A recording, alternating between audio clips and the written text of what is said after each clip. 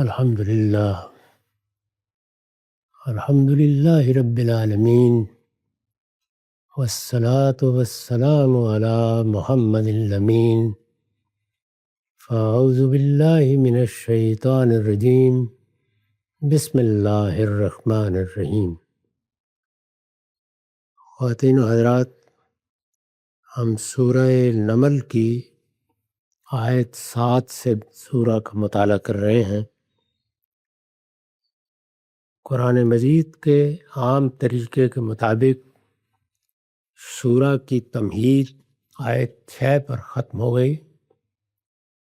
اس کے بعد اب سیدنا موسیٰ کی سرگزشت کو استدلال کے لیے پیش کیا گیا ہے۔ ارشاد فرمایا ہے، اذ قال موسیٰ لأہلہ انی آنست نارا۔ وہ قصہ یاد کرو جب موسیٰ نے اپنے گھر والوں سے کہا کہ میں نے ایک آگ سی دیکھی ہے۔ اس سے پیچھے جو مضمون بیان ہوا ہے اس میں رسالت مآب صلی اللہ علیہ وسلم کو تسلی دی گئی تھی کہ آپ اللہ کے پیغمبر ہیں۔ یہ قرآن ایک علیم و حکیم ہستی کی طرف سے آپ پر اتارا گیا ہے۔ اب یہاں اسی سیاق میں موسیٰ علیہ السلام پر یہ عنایت کس طرح ہوئی اس کا حوالہ دیا ہے، یعنی یہ بتایا ہے کہ پیغمبری اسی طرح کی محبت ربانی ہوتی ہے۔ اس کے لیے پہلے سے کوئی تیاری نہیں ہوتی۔ جن کو اللہ تعالیٰ پیغمبری کے لیے منتخب کرتا ہے وہ اس کے خواہاں نہیں ہوتے۔ اللہ تعالیٰ انسانوں میں سے کسی بہترین انسان کو منتخب کرتے ہیں اور پھر ایک دن اچانک یہ ذمہ داری ان پر ڈال دی جاتی ہے۔ پیغمبری کے بارے میں یہ ایک بڑی بحث ہے کہ کیا یہ کوئی ملکہ ہے جو انسان کے اندر ودیت ہے اور اس کا کسی خاص وقت یا کسی خاص زمانے میں ظہور ہو جاتا ہے۔ ہمارے ہاں بھی بڑے مفکرین اور بعض دانشوروں نے اس غلط فہمی کو پھیلایا ہے، یعنی جس طرح اللہ تعالیٰ انسانوں کو پیدا کرتے ہیں، کسی میں شعر کہنے کی صلاحیت رکھ دیتے ہیں، کسی میں تحقیق کے دائیات رکھ دیتے ہیں، وہی باتیں جو مجھے آپ کو نہیں سمجھ میں آ رہی ہوں گی، وہ ریاضی کا کوئی قاعدہ ہے، کوئی کلیہ ہے، ایک دوسرے آدمی کے لیے وہ بچوں کا کھیل ہوگا۔ تو بہت سے ملکات انسان کے اندر ہیں جن کا ظہور ہوتا ہے، وہ ہم روزانہ مشاہدہ کرتے ہیں۔ انسانوں کو اللہ تعالیٰ نے اس لحاظ سے یکساں نہیں پیدا کیا، ان میں صلاحیتوں کا، ملکات کا بڑا تفاوت رکھا ہے، اور اس تفاوت ہی میں دنیا کا حسن ہے۔ وہ چیزیں انسانوں میں نمودار ہو جاتی ہیں۔ جانوروں میں بھی فرق محسوس کیا جا سکتا ہے لیکن وہ بہت معمولی ہوتا ہے، وہ جبلت کے دائرے میں اپنا ظہور کرتا ہے۔ لیکن انسانوں کے ہاں تو بعض اوقات ہم زمین و آسمان کا فرق محسوس کرتے ہیں۔ بہت سے لوگوں کے بارے میں یہ تعبیر اختیار کی جاتی ہے کہ وہ عبقری ہیں، جینیس ہے۔ یہ عبقریت جسم کے لحاظ سے بھی ہوتی ہے، ذہانت کے لحاظ سے بھی ہوتی ہے، اور بہت سے لوگوں میں نفسی صلاحیتوں کے لحاظ سے ہوتی ہے۔ عام طور پر لوگوں نے یہ خیال کیا کہ نبوت بھی اسی طرح کے ملکات میں سے ایک ملکہ ہے جس کا ظہور ہو جاتا ہے، اور ظاہر ہے کہ جتنے ملکات بھی انسان کے اندر ہیں ان کا ظہور خود انسان کے اپنے عمل سے ہوتا ہے۔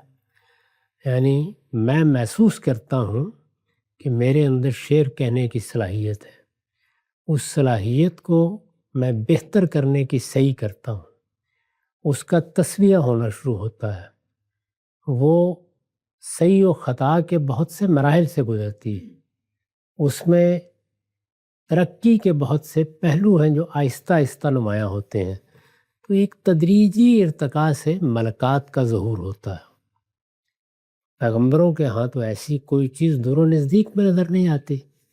اللہ تعالیٰ نے یہ بات واضح کی ہے، یہاں خود رسالت مآب پر واضح کی ہے، آپ کے مخاطبین پر واضح کی ہے کہ یہ کوئی ملکہ نہیں ہے جس کا ظہور ہوتا ہے، یہ محبت ربانی ہے، یعنی اللہ کے انتخاب سے ہوتا ہے۔ اس میں چند لمحے پہلے بھی خود پیغمبر کو ادنا درجے میں اس کا کوئی احساس نہیں ہوتا کہ اسے اس منصب یا اس ذمہ داری کے لیے منتخب کیا جا رہا ہے۔ یہ موضوع ہے، اس میں سیدنا موسیٰ کے واقعے کو بطور مثال یا بطور استدلال قرآن نے پیش کیا ہے، اور اپنے اوپر خدا کی اس عنایت کو سمجھنے کے لیے یہ رسول اللہ صلی اللہ علیہ وسلم کو فرمایا ہے۔ اور اپنے اوپر خدا کی اس عنایت کو سمجھنے کے لیے وہ قصہ یاد کرو، اذ قال موسیٰ علیہ، جب موسیٰ نے اپنے گھر والوں سے کہا کہ میں نے ایک آگ سی دیکھی ہے۔ موسیٰ علیہ السلام کا قصہ ہی اس کے لیے کیوں منتخب کیا گیا، اس کی وضاحت میں نے لکھا ہے، ہاں حضرت صلی اللہ علیہ وسلم کے ساتھ سب سے زیادہ مماثلت حضرت موسیٰ ہی کی، یعنی پیغمبروں میں اگر دو پیغمبروں کی مماثلت دیکھی جائے تو سب سے زیادہ موسیٰ علیہ السلام اور رسالت مآب میں ہے۔ قرآن مجید میں ایک موقع پر سورہ مزمل میں اس کو ایسے ہی بیان بھی کیا گیا ہے کہ کما ارسلنا الی فرعون رسولا، موسیٰ علیہ السلام کی اس مماثلت کے پہلو بہت نمایاں ہیں، یعنی سیدنا ابراہیم علیہ السلام کی نسل کا انتخاب کر لیا گیا، ان میں سے ایک بنی اسرائیل، دوسرے بنی اسماعیل ہیں۔ سیدنا اسحاق کو جو بنی اسرائیل کے جد امجد ہیں کنعان میں آباد کیا گیا، سیدنا اسماعیل کو جزیرہ نما عرب میں آباد کیا گیا، اور پھر جب ان دونوں شاخوں میں پیغمبری کا سلسلہ باقاعدہ طریقے سے شروع کیا ہے تو اس میں قومی سطح پر سب سے پہلے سیدنا موسیٰ کی بعثت ہوئی۔ بنی اسرائیل اصلاً قوم موسیٰ ہے، یعنی انہی کی نبوت پر کھڑے ہیں، انہی کی رسالت کی بنیاد پر اپنی شناخت قائم کرتے ہیں۔ ان میں پے در پے بہت سے پیغمبر آئے، لیکن اس سے کوئی نئی امت نہیں بنی، ایک ہی امت رہی، اور وہ سیدنا موسیٰ کی امت ہے۔ ان کو جو تورات دی گئی وہی ان کے لیے اللہ کی کتاب رہی، اسی میں ان کے لیے موعظت سی، نور تھا، اسی میں ان کے لیے ہدایت تھی۔ اگر غور کر کے دیکھیں تو یہی صورتحال رسالت مآب کی ہے۔ وہ جس طریقے سے بنی اسرائیل کے انتخاب کے موقع پر جب انہیں قومی حیثیت سے منتخب کیا گیا، مبعوث ہوئے، بالکل اسی طرح جب بنی اسماعیل کے لیے یہ فیصلہ ہو گیا تو سیدنا محمد صلی اللہ علیہ وسلم کا انتخاب کیا گیا، اور پھر قرآن مجید دیا گیا، شریعت دی گئی۔ وہ بھی نبی تھے، آپ بھی نبی ہیں، وہ بھی رسول تھے، آپ بھی رسول ہیں، تو اس لحاظ سے بڑی غیر معمولی مماثلتیں ہیں دونوں پیغمبروں میں۔ اور اپنے اوپر خدا کی اس عنایت کو سمجھنے کے لیے وہ قصہ یاد کرو، ہاں حضرت صلی اللہ علیہ وسلم کے ساتھ سب سے زیادہ مماثلت حضرت موسیٰ کی ہے، چنانچہ آگے انہی کی سرگزشت آپ کی تسلی اور آپ کے مخاطبین کی تنبیہ کے لیے سنائی گئی ہے، یعنی استدلال کا موقع دو پہلوؤں سے ہے۔ آپ کی تسلی مقصود ہے، آپ کے ساتھ کوئی انوکھا معاملہ نہیں ہوا۔ ایک جگہ اس کو ایسے ہی بیان کیا ہے، ما کنت بدعا من الرسل، آپ کوئی انوکھے رسول نہیں ہیں۔ سیدنا موسیٰ پر بھی یہ ذمہ داری اسی طرح ڈالی گئی تھی۔ یہ ذمہ داری ایک محبت ربانی ہے، یہ آپ کو علیم و حکیم پروردگار کی طرف سے دی گئی ہے، آپ اس کے خواہاں نہیں تھے، آپ کبھی غیب کے حریص نہیں تھے۔ یہ سب مضامین قرآن میں بیان ہوئے ہیں، تو اسی سیاق میں آپ کو تسلی دی گئی ہے، اور آپ کے مخاطبین کو متنبہ کیا گیا ہے کہ پیغمبر تو پیغمبر ہیں، ان کو ہم بتا رہے ہیں کہ ان کی ذمہ داریاں کیا ہیں، لیکن تمہیں متنبع ہونا چاہیے کہ پیغمبر کی بعثت کے بعد قوموں کے فیصلے ہوتے ہیں، اس وجہ سے وہ فیصلہ تمہارے بارے میں بھی ہونے والا ہے۔ ان کو تنبیہ کی گئی ہے تاکہ واضح ہو جائے کہ پیغمبری کیا ہے، یہ کیسے ملتی ہے، اور اس کے ساتھ خدا کی کیا کیا عنایتیں وابستہ ہو سکتی ہیں۔ اس میں جو ہمارے سمجھنے کے لیے ایک بہت اہم پہلو ہے وہ یہ ہے، پیغمبری کیا ہے، یہ کیسے ملتی ہے۔ یعنی پیغمبری کا معاملہ اصلاً کسی ملکے کا ظہور نہیں ہوتا، اس میں پیچھے کچھ نہیں ہوتا۔ سیدنا موسیٰ کے بارے میں دیکھ لیں، اسی طرح سیدنا مسیح کی زندگی کو دیکھ لیں، ایسا ہی معاملہ رسالت مآب کا ہے۔ یہی وجہ ہے کہ 40 سال کی زندگی میں کسی علم، کسی ملکے کے ظہور، کسی غیب کی تلاش، اس کے لیے کوئی مراقبہ، نفسی علوم سے کوئی اشتغال، دنیوی علوم کے بارے میں کوئی تگ و دو ادنا درجے میں بھی نظر نہیں آئے گی۔ یعنی کسی شائبے کا بھی پتہ نہیں ملے گا۔ ایک سادہ، باوقار، شاندار، اخلاقی لحاظ سے خیر البشر کی زندگی، یہ پیغمبر کی زندگی ہے۔ تو اس لحاظ سے تو کوئی انگلی نہیں رکھ سکتا۔ قرآن مجید نے اس کو دلیل بنا دیا ہے۔ اس نے انسانوں کو متنبع کیا ہے کہ انسان جب اپنے اندر کوئی صلاحیت پیدا کرتا ہے، یا اس کے ہاں کسی ملکے کا ظہور ہوتا ہے، یا وہ کوئی علم، کوئی دانش کی بات منظم طریقے سے کہتا ہے، یا اس کی زبان پر کوئی اعلیٰ کلام جاری ہوتا ہے، تو اس سب کے پیچھے صحیح و خطا کی ایک تاریخ ہوتی ہے۔ صحیح و خطا یا ٹرائل اور ایرر کی تاریخ کے بغیر دنیا میں کسی انسان سے کسی چیز کا بھی ظہور نہیں ہو سکتا۔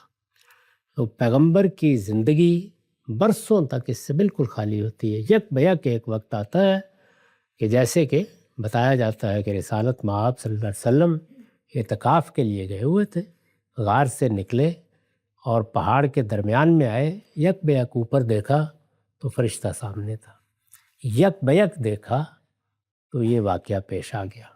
یہاں پر یہ بتانا مقصود ہے۔ تو ایک تو اس سے یہ بات واضح ہوئی کہ ہمارے ہاں خاص طور پر بڑے مفکرین نے دور حاضر میں جس پہلو سے پیغمبری پر استدلال کیا ہے، اس کی کوئی بنیاد نہیں۔ پیغمبری اصلاً آخراً محبت ربانی ہے۔ دوسرے یہ کہ جب اس مقصد کے لیے کسی کا انتخاب کیا جاتا ہے تو آگے واضح ہو جائے گا، ایک اللہ تعالیٰ اس کے ساتھ ہم کلام ہوتے ہیں۔ ہم کلامی کی صورتیں مختلف ہو جاتی ہیں، وہ سورہ شورى کے آخر میں بیان کر دی گئی ہیں، 3 ہوتی ہیں۔ ان تینوں صورتوں میں سے کوئی صورت بھی اللہ تعالیٰ اختیار کر لیتے ہیں۔ اس میں براہ راست گفتگو، یعنی اللہ تعالیٰ بات کر رہے ہیں اور پیغمبر براہ راست اس کو سن رہے ہیں۔ قرآن نے واضح کر دیا ہے کہ یہ شرف پیغمبروں میں صرف موسیٰ علیہ السلام کو حاصل ہوا ہے، یہ ان کی خصوصیت ہے، یہ کسی اور کو حاصل نہیں ہوا۔ وحی کا طریقہ اختیار کیا جائے گا یا فرشتہ بھیجا جائے گا اور وہ گفتگو کرے گا۔ باقی سب پیغمبروں کے بارے میں یہی طریقے اختیار کیے گئے ہیں، یہاں تک کہ قرآن مجید جیسی کتاب بھی فرشتے کے ذریعے سے نازل کی گئی ہے۔ جبریل امین کے ذریعے سے رسالت مآب صلی اللہ علیہ وسلم کے قلب پر اس کو نازل کیا گیا، قرآن نے اس کو خود بیان کر دیا ہے۔ تو اس لحاظ سے اللہ تعالیٰ جو طریقہ چاہیں انتخاب کر لیتے ہیں۔ اس کے بعد جو کچھ لوگ اپنے لیے کشف اور الہام اور اس طرح کی چیزوں کے دعوے کرتے ہیں، یا جس طرح ہمارے ہاں ولایت کا ایک منصب وجود پذیر کیا گیا ہے، پھر اس میں سے جس طریقے سے نبوت عامہ کے تصورات پیدا ہوئے ہیں، پھر بروزی اور حکمی نبی اس میں سے وجود پذیر ہوئے ہیں، اس طرح کی جتنی چیزیں ہیں، یہ سب در حقیقت ایک بڑا انحراف ہے۔ اس کی کوئی حقیقت نہیں ہے۔ اللہ تعالیٰ کے ہاں انتخاب کی نوعیت وہی ہوتی ہے جو یہاں بیان ہوئی۔ اور اپنے اوپر خدا کی اس عنایت کو سمجھنے کے لیے وہ قصہ یاد کرو جب موسیٰ نے اپنے گھر والوں سے کہا کہ میں نے ایک آگ سی دیکھی ہے۔ اس کی وضاحت میں حاشیہ ہے، یہ اس وقت کا قصہ ہے جب موسیٰ علیہ السلام مدین میں 8-10 سال گزارنے کے بعد اپنی بیوی کو لے کر واپس مصر جا رہے تھے۔ موسیٰ علیہ السلام کی سرگزشت بعض دوسرے مقامات پر بھی قرآن میں بیان ہوئی ہے۔ اس میں یہ بتایا گیا ہے کہ ان کی پیدائش کس طرح ہوئی، یہ بتایا گیا ہے کہ وہ کس طریقے سے فرعون کے گھر میں پہنچ گئے اور ایک بچے کی حیثیت سے ان کی پرورش وہیں ہوئی، وہیں وہ جوان ہوئے، ایک شہزادے کی حیثیت سے وہ مصر میں تھے۔ ان کی قوم اگرچہ غلامی اور محکومی کی زندگی بسر کر رہی تھی، لیکن اللہ تعالیٰ نے ان کے لیے تربیت کا یہ اہتمام کیا۔ پھر ایک واقعہ پیش آ گیا، وہ کہیں باہر نکلے، دوپہر کا وقت تھا، انہوں نے دیکھا کہ ایک قبطی اور ان کی قوم کے کسی فرد کے مابین کوئی جھگڑا ہو گیا ہے۔ وہ اس جھگڑے میں صلح کرانے کے لیے آگے بڑھے۔ اس میں ظاہر ہے کہ کچھ تنا تنی کی صورتحال بعض اوقات پیدا ہو جاتی ہے۔ اس میں انہوں نے اس شخص کو پیچھے ہٹانے کے لیے ایک گھونسا مارا، وہ ایسا بے ڈب پڑا کہ وہ دنیا سے رخصت ہو گیا۔ یہ ایک ایسا غیر معمولی واقعہ تھا جس نے ان کو مجبور کر دیا کہ وہ رات رات میں وہاں سے نکل جائیں، اس لیے کہ شدید اندیشہ تھا کہ یہ اگرچہ قتل خطا ہے، یعنی غلطی سے معاملہ ہو گیا ہے، کوئی عمدن مارنے کا ارادہ نہیں تھا۔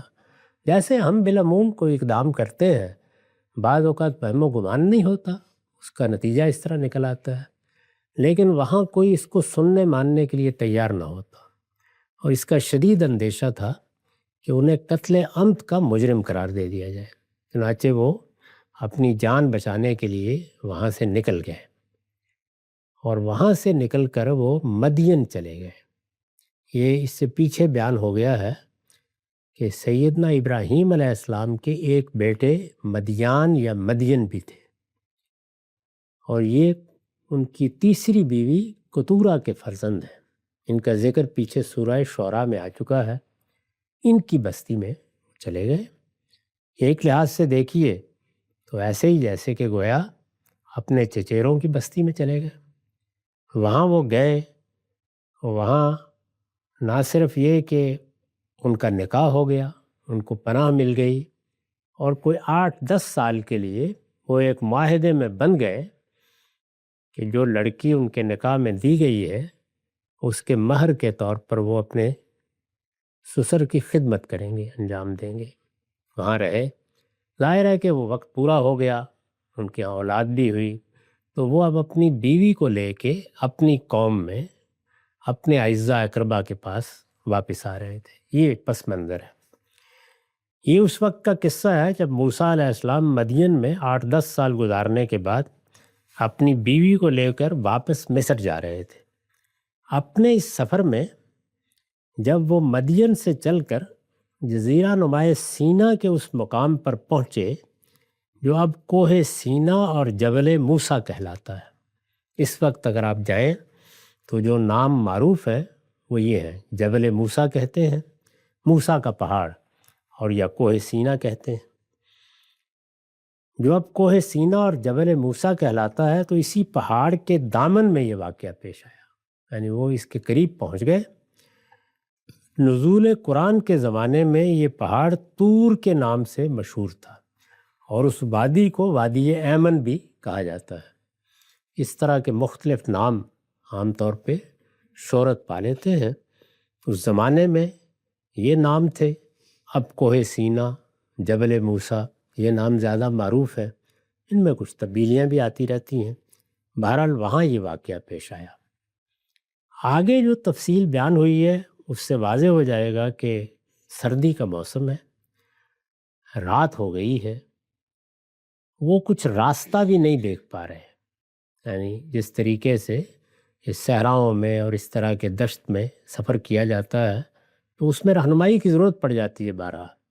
یہ معلوم ہے کہ خود رسالت مآب صلی اللہ علیہ وسلم نے جب مکے سے مدینے کا سفر کیا ہے تو اس کی ضرورت تھی۔ بعض موقعوں پر راستہ بتانے والے لوگ ساتھ لیے جاتے ہیں، تلاش کیا جاتا ہے۔ اس طرح کی صورتحال ہے جس میں انہوں نے غالباً وہاں کچھ دیر کے لیے پڑاؤ کیا اس علاقے میں. آگ سی دیکھی ہے. اب وہاں جب وہ پڑاؤ کر کے بیٹھے ہوئے ہیں تو سردی کے موسم میں دونوں چیزیں پیش نظر ہیں. ایک تو یہ کہ سردی کا علاج تلاش کرنا ہے، یعنی کچھ کپڑے بھی ہوں گے پاس، لیکن بالعموم یہی ہوتا ہے کہ لوگ آگ جلا لیتے، اس میں کوئی انگارہ مل جائے، آگ میسر آ جائے. اور دوسرے یہ کہ یہ بھی خواہش ہے کہ کوئی شخص مل جائے جس سے پتہ پا لے، یعنی راستہ معلوم کر لے. تو دونوں چیزیں ہیں. اس میں انہوں نے یک بیک ایک جھاڑی سے آگ نکلتی ہوئی دیکھی. میں نے ایک آگ سی دیکھی. یہ انہوں نے اپنے گھر والوں سے کہا. جب موسیٰ نے اپنے گھر والوں سے کہا کہ میں نے ایک آگ سی دیکھی، سآتیکم منہا بخبر او آتیکم بشہاب قبس لعلکم تصطلون، تم لوگ ذرا ٹھہرو، میں وہاں سے ابھی تمہارے پاس کوئی خبر لاتا ہوں یا آگ کا کوئی انگارہ لے کر آتا ہوں تاکہ تم اسے تاپ سکو. یعنی جب انہیں ایک شعلہ سا نظر آیا، انہوں نے کہا کہ یہ ہماری کچھ مدد ہوئی. میں آگ دیکھ رہا ہوں، اور آگ دیکھ رہا ہوں اس اندھیرے میں ایک دشت میں، تو زیادہ امکان یہی ہوگا کہ یہاں کچھ لوگ ہوں گے، ان سے ہو سکتا ہے آگ بھی مل جائے اور کچھ راستے میں رہنمائی بھی مل جائے. تو دونوں باتیں انہوں نے کہیں. میں وہاں سے ابھی تمہارے پاس کوئی خبر لاتا ہوں یا آگ کا کوئی انگارہ لے کر آتا ہوں تاکہ تم اسے تاپ سکو. میں نے لکھا اس سے معلوم ہوتا ہے کہ یہ سردی کا زمانہ تھا، اور اپنے بیوی بچوں کے ساتھ جب موسیٰ علیہ السلام وادی طور کے پاس پہنچے تو رات ہو چکی تھی، اور انہوں نے راستے کا کچھ اندازہ نہیں ہو رہا تھا. چنانچہ روشنی دیکھ کر انہیں خیال ہوا کہ ہو سکتا ہے وہاں کچھ لوگ ہوں جن سے رہنمائی مل جائے، ورنہ آگ ہی کا کوئی انگارہ لے آؤں جس سے کچھ گرمی حاصل کی جا سکے.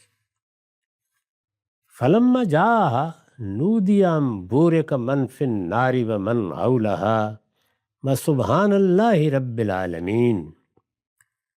سو جب وہ اس کے پاس پہنچا، یعنی اپنے بیوی بچوں کو یہ کہہ کے اس آگ کی طرف بڑھے، اور جب پاس پہنچے، سو جب وہ اس کے پاس پہنچا تو ندا آئی، یعنی آگ میں سے آواز آئی، ندا آئی. اس میں یہ نہیں کہا کہ فلاں نے ندا دی، ندا آئی. اس کی وضاحت میں نے لکھا ہے اصل میں مجہول کا صیغہ استعمال ہوا ہے، یعنی جو صیغہ استعمال کیا گیا ہے وہ نودیہ ہے، جس میں فاعل مذکور نہیں ہوتا. اصل میں مجہول کا صیغہ استعمال ہوا ہے. یہ ابہام اور تفخیم کو ظاہر کر رہا ہے. اس کا کیا مطلب ہے؟ یعنی انہیں آواز تو سنائی دی، لیکن یہ متعین نہیں ہو سکا کہ آواز کس کی ہے اور کہاں سے آئی ہے. یعنی اس طرح گویا ایک ابہام کی سی فضا میں بظاہر اس آگ کے اندر سے ایک آواز انہوں نے سنی تو ندا آئی. اور دیکھیے کیا شان ہے، مبارک ہے وہ جو اس آگ میں جلوہ فرما ہے. یعنی اللہ تعالیٰ اپنے بارے میں بات کرتے ہیں تو اس کا بھی کیا اسلوب ہوتا ہے. مبارک ہے وہ جو اس آگ میں جلوہ فرما ہے، اور وہ بھی جو اس کے ارد گرد ہے. یعنی معلوم ہوتا ہے کہ جیسے اگر بادشاہ کی سواری آتی ہے تو ارد گرد پہرے لگ جاتے ہیں، غیر معمولی پروٹوکول ہوتا ہے. تو ذات باری کی تجلیات کا بھی ارتکاز ہوا ہے، تو معلوم نہیں کہ اس وقت کتنی بڑی تعداد میں ارد گرد فرشتے اترے ہوئے تھے. مبارک ہے وہ جو اس آگ میں جلوہ فرما ہے، اور وہ بھی جو اس کے ارد گرد ہے. اس پر حاشیہ یعنی خدا کے فرشتے. اس میں مبارک کے لفظ سے، یعنی کیوں یہ لفظ استعمال کیا، پہلا لفظ یہ کیوں ہے بورک من فی النار. اس میں مبارک کے لفظ سے بیان حقیقت کے ساتھ، یعنی ظاہر ہے کہ اگر کسی مقام کسی جگہ کو اللہ تعالیٰ کی تجلیات کے ارتکاز کا شرف حاصل ہوا ہے تو اس سے زیادہ بابرکت جگہ کیا ہو سکتی ہے. یہ بیان حقیقت تو ہے، لیکن کیوں اس بات سے ابتدا کی. اس میں مبارک کے لفظ سے بیان حقیقت کے ساتھ حضرت موسیٰ کی تسلی بھی مقصود ہے. رات کا وقت ہے، سردی کا موسم ہے، اس میں یک بیک ایک آواز آتی ہے تو انسان 10 چیزیں سوچ سکتا ہے۔ تسلی بھی مقصود ہے کہ وہ اس طرح کی آواز سن کر گھبرائیں نہیں، یعنی کوئی چھپے ہوئے ڈاکو، کوئی لوٹنے والے لوگ، کوئی جنات، کوئی اور بھوت پریت، ایسا نہیں ہے۔ یعنی پہلے جملے ہی میں یہ بتا دیا گیا کہ اللہ تعالیٰ کی بابرکت ذات کی آواز ہے جو اپنے بابرکت کروبیوں کے ساتھ، فرشتوں کے ساتھ اس آگ کے پردے میں جلوہ گر ہوئی، یعنی توجہات کا ارتکاز درست رہے، ادنا درجے میں کوئی تردد سیدنا موسیٰ کو پیش نہ آئے، تو پہلے ہی لفظ سے واضح کر دیا۔ مبارک ہے وہ جو اس آگ میں جلوہ فرما ہے اور وہ بھی جو اس کے ارد گرد ہے۔ اور ظاہر ہے کہ جس وقت اس طرح انسان ذات باری کے ارتکاز کا کوئی مشاہدہ کرتا ہے تو فوری طور پر ایک طرح کے جسم یا وجود کا احساس پیدا ہوتا ہے، اور یہی چیز ہے کہ جس کے بارے میں اللہ تعالیٰ جگہ جگہ متنبہ کرتے ہیں کہ کسی معاملے میں بھی اللہ تعالیٰ کو اس کی مخلوقات پر قیاس نہ کرنا۔ لیس کمثلہ شیء، اس کی تعلیم دی ہے، یعنی وہ ذات ہے، تم سے تعلق پیدا کرتی ہے، اس کی صفات کا ظہور ہوتا ہے، وہ تمہارے دائیں بائیں ہے، لیکن اس کے بارے میں کسی جسم یا اس طرح کی شخصیت کا تصور نہ کرو جیسے تم جسمانی یا مادی چیزوں میں کرتے ہو۔ تو فوراً بعد دوسرا جملہ بھی ارشاد فرمایا، وَسُبْحَانَ اللَّهِ رَبِّ الْعَالَمِينَ، اور پاک ہے اللہ جہانوں کا پروردگار۔ تو یہ تسبیح، یہ پاک ہے، یہ اصل میں اس طرح کے خیالات، اس طرح کی تمثیلات، اس طرح کی تشبیہات سے اللہ تعالیٰ کو پاک قرار دینے کے لیے آتا ہے۔ تسبیح کا مطلب ہی یہ ہے، جب ہم تسبیح کرتے ہیں تو یہ کوئی تسبیح کے دانوں پر ہاتھ پھیرنے کا نام نہیں ہے، یہ اس چیز کے اظہار کا نام ہے کہ میں جس پروردگار کو مانتا ہوں وہ اس طرح کے تمام معاملات سے بالاتر ہے، وہ اس سے پاک ہے۔ یعنی ایک تو اللہ کی مثبت صفات ہے، ان کو حمد کہا جاتا ہے، اللہ علیم ہے، اللہ حکیم ہے، اللہ قادر ہے، اللہ عادل ہے، یہ مثبت صفات ہے۔ اور یہ بات کہ وہ مادیت سے، جسم سے، مکان کی پابندی سے، زمان کی تحدید سے بالکل بالاتر ہے، یہ ظاہر ہے کہ نفی کا پہلو ہے۔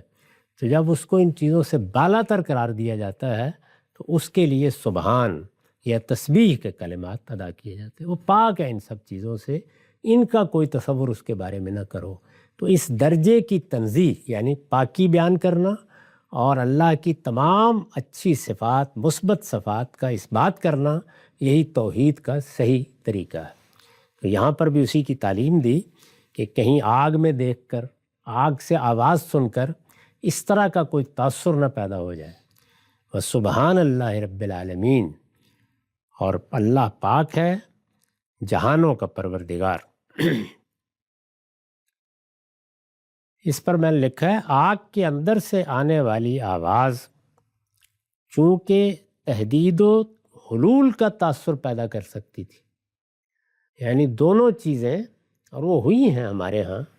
تحدید کا مطلب یہ ہے کہ اللہ تعالیٰ پر کوئی جسم کی، کوئی مادیت کی، کوئی زمان کی، کوئی مکان کی حد لگا دی جائے، اور حلول کا مطلب یہ ہے کہ یہ حد تو نہیں لگائی گئی لیکن کسی چیز میں، کسی مادی چیز میں، کسی مخلوق میں اس کا حلول مان لیا گیا ہے، وہ اس کے اندر سے بول رہا ہے۔